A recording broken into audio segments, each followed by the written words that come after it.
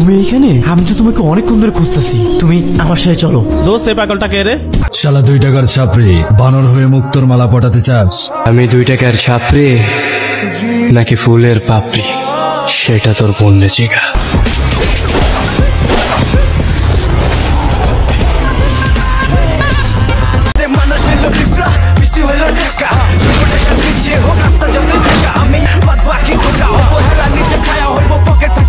Wow, এগুলো কি সত্যি নাটক নাকি অন্য কিছু? এই নাটকগুলো মুভির থেকে কম কিসে? বন্ধুরা, আজকের এই ভিডিওর মাধ্যমে আমরা দেখতে চলেছি হচ্ছে বহুল প্রতীক্ষিত আলোচিত বঙ্গ ওটিটিতে মুক্তি পাওয়া নির্জন না হইলের ইন্দ্রজাল মিরাজ খানের বিষাক্ত এবং শান্তর পাপচক্র নাটকের ভিতরে কোন নাটকটি সবচেয়ে বেশি বেস্ট এবং সেরা হয়েছে। কারণ এই 3টি নাটকই অন্য সব নাটক প্যাটার্ন থেকে একটু আলাদা ছিল। তোমাকে ছাড়া পৃথিবীর কারোর সাথে আমি ভালো থাকতে পারবো না। রোমান্টিক, অ্যাকশন এবং স্যাড স্টোরি মিলিয়েছিল এই 3টি নাটক। এই 3টি নাটকের ভিতরে কোন নাটকটি হবে সবচেয়ে সেরা তা জানতে হলে ভিডিওতে একটি লাইক দিয়ে চ্যানেলটিকে সাবস্ক্রাইব করে পুরো ভিডিওটি দেখতে থাকেন। বন্ধুরা, প্রথমে আমরা প্রত্যেকটি নাটকের বেসিক ইনফরমেশন সম্পর্কে জেনে নেই।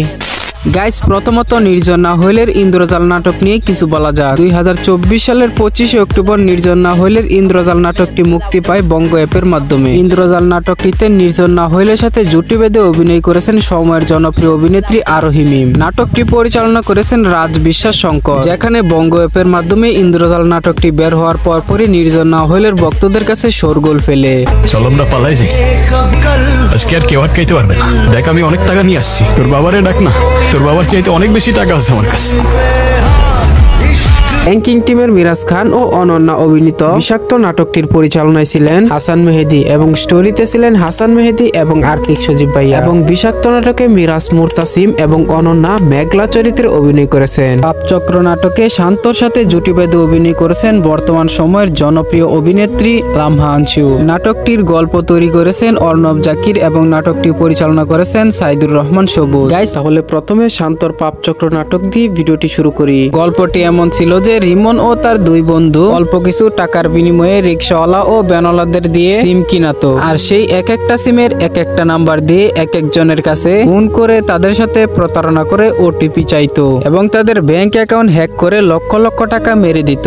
একদিন ফোন করতে করতে হঠাৎই ফোন চলে যায় ভুলবশত থানার অফিসারের কাছে। বুঝতেই তো পারছেন তখন কতটা ঝামেলা হচ্ছে। তখন সেই ঝামেলা এড়ানোর জন্য নতুন করে প্ল্যান করে রিমন। আর সেই প্ল্যান অনুযায়ী তিনি সরাসরি চলে যায় থানায়। আর থানায় গিয়ে রিমন পুলিশ কিছু বলার আগেই এমন একটা হাবভাব নিয়ে কাঁদতে শুরু করে এবং বলে প্রতারক চক্র তার কাছ থেকে 12,000 টাকা মোবাইল থেকে নিয়ে গেছে। তখন পুলিশ তার কথায় ইমোশনাল হয়ে তাকে ভিতরে নিয়ে যায়। মূলত এই থানার ওসি ও রিমনের পাপ চক্রের সাথে জড়িত ছিল এবং ভিতরে নিয়ে ওসি রিমনকে বলতে থাকে, তোকে না বলছি এই এলাকায় আর ফোন দিবি না। তখন রিমন পুলিশের কাছে মাপ চেয়ে চলে আসে। এদিকে উপরের লেভেলের অফিসার থানার ওসিকে ফোন দিয়ে বলে, সঠিক তদন্ত না করায় আপনার ব্যর্থতার কারণে আপনার চাকরি হারাতে পারেন। আগামীকাল থেকে স্পেশাল সিআইডি টিম আসছে প্রতারক চক্রের এলাকায় তদন্ত করতে। এই কথা শোনার পর থানার ওসি অনেক ঘাবড়িয়ে যায়। তখন তিনি তার চাকরি হারানোর কথা ভাবতে শুরু করেন। তিনি এটা ভাবতে শুরু করেন বাবার এত কষ্টের টাকার চাকরিটা তিনি এভাবে হারাতে দেবেন না। এদিকে তো থানার ওসির জানাই ছিল অপরাধী কে কে। পরের দিনই রিমনের 2 বন্ধুকে থানার ওসি গুলি করে মেরে ফেলে। এদিকে রিমনের 2 বন্ধুকে খুঁজে না পেয়ে রিমন চলে যায় অফিসারের কাছে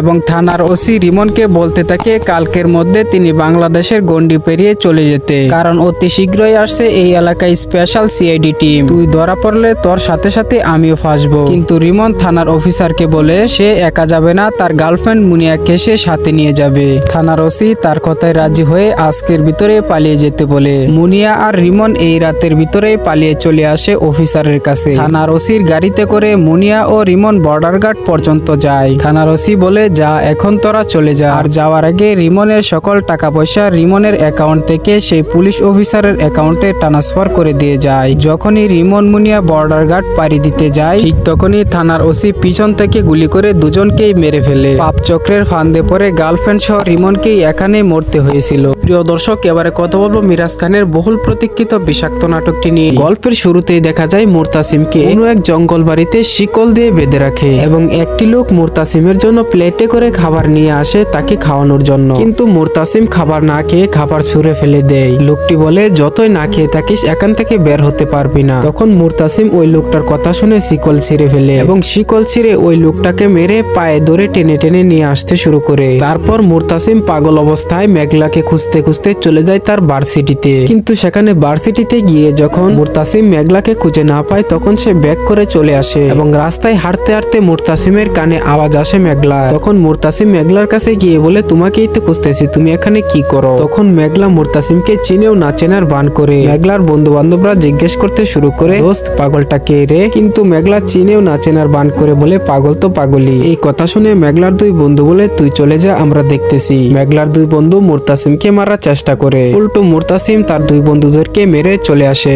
এদিকে বাসায় এসে মেঘলা তার বাবাকে জানায় মুরতাসিমের কথা, কিন্তু সত্যি সত্যি ওই রাতে মুরতাসিম মেঘলাদের বাসায় চলে আসে। মুরতাসিম মেঘলাকে রাতের ভিতরে উঠিয়ে নিয়ে যায় ওই জঙ্গল বাড়িতে বিয়ে করবে বলে, কিন্তু পাগল মুরতাসিমকে বিয়ে করার জন্য রাজি ছিল না মেঘলা। তখন মুরতাসিম একটু গল্পের ফ্ল্যাশব্যাকে চলে যায়, অর্থাৎ একটু কল্পনা করে তিনি দেখতে থাকেন একটা সময় এমন ছিল যে কলেজ জীবনে মুরতাসিমের পিছনে পিছনে ঘুরতো মেঘলা, কিন্তু মেঘলাকে পাত্তা দিত না মুরতাসিম। মেঘলা মুরতাসিমকে বহুবার বহু সময় প্রপোজ করেছিল, কিন্তু রিজেক্ট করে দিয়েছিল মুরতাসিম। এক পর্যায়ে মেঘলাকে গুন্ডারা আক্রমণ করে, সেখান থেকে মুরতাসিম গুন্ডাদের সাথে মারামারি করে মেঘলাকে বাঁচিয়ে আনে। আর সেখানে মেঘলা মুরতাসিমকে বলতে শুরু করে, আমি কি দেখতে এতই খারাপ? আমাকে তোমার একটু ভালো লাগে না? সেই রোমান্টিক দৃশ্য থেকে তাদের কথার ভিতর থেকেই মূলত প্রেম শুরু হয়। এরপর থেকে তাদের ভিতরে শুরু হয় গভীর প্রেমের সম্পর্ক, একজন আরেকজনকে ছাড়া বাঁচবে না। মুরতাসিম মেঘলার জন্মদিনে উইশ করতে শুরু করে। এক কথায় প্রেমিকার জন্য প্রেমিক যেমনটা করে, মুরতাসিম ও মেঘলার জন্য ঠিক তেমনটাই করছিল। কিন্তু হঠাৎই তাদের প্রেমের ভিতরে একটা ফাটল সৃষ্টি হয়, আর এই ফাটল সৃষ্টির মূলে রয়েছিল মেঘলার বাবা। মেঘলার বাবা মেঘলার জন্য বড়লোক এক ছেলের সাথে বিয়ে ঠিক করছে, কিন্তু এই বিয়েতে রাজি ছিল না মেঘলা, কারণ সে মুরতাসিমকে অনেক ভালোবাসতো। কিন্তু শেষ পর্যায়ে বড়লোক ছেলে টাকার লোভে পড়ে মেঘলা নিজেই ঠিক থাকতে পারলো না,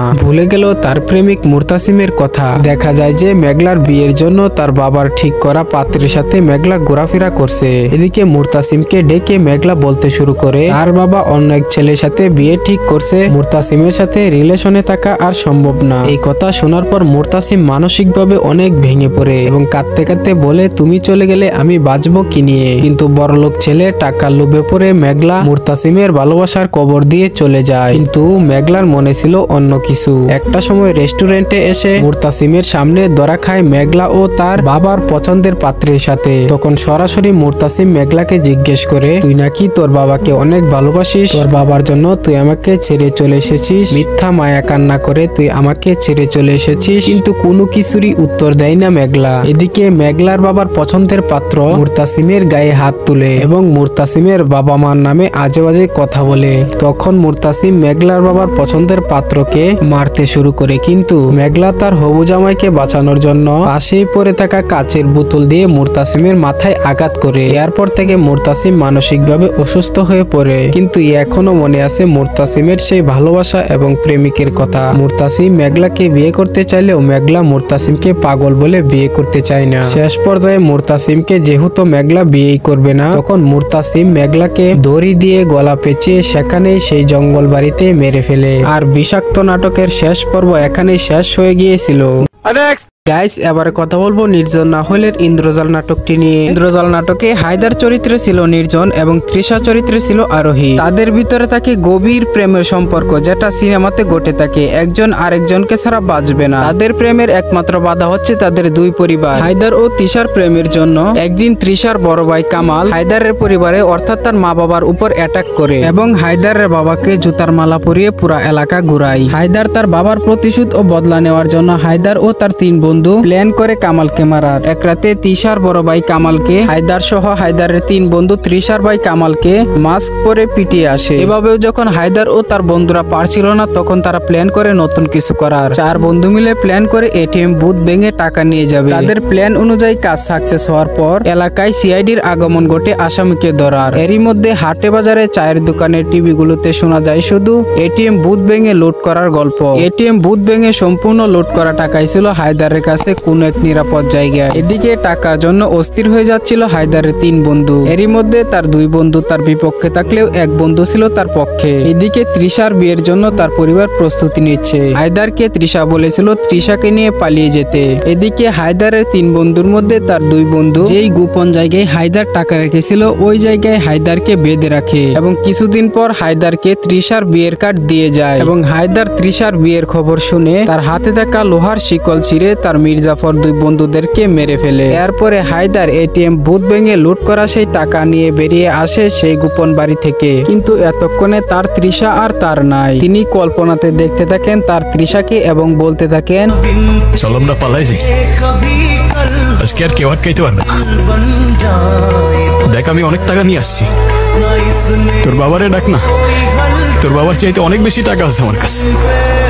কিন্তু এতক্ষণে তৃষা পরপারের বাসিন্দা হয়ে গেছে। গাইস আপনারা নাটকটি দেখলেই বুঝতে পারবেন নাটকটি কতটুকু ভালো লেগেছিল। তো যাই হোক বন্ধুরা, এই ছিল মূলত বঙ্গ ওটিটিতে মুক্তি পাওয়া বহুল প্রতীক্ষিত ও আলোচিত 3টি নাটক শোয়েব শান্তর প্রাপচক্র, মিরাজ খানের বিষাক্ত এবং নির্জন নাহলের ইন্দ্রজাল নাটক নিয়ে আজকের মতো এই রিভিউ ভিডিওটি। আশা করি এই 3টি নাটকের রিভিউ ভিডিওটি আপনাদের কাছে অনেকটাই ভালো লেগেছে।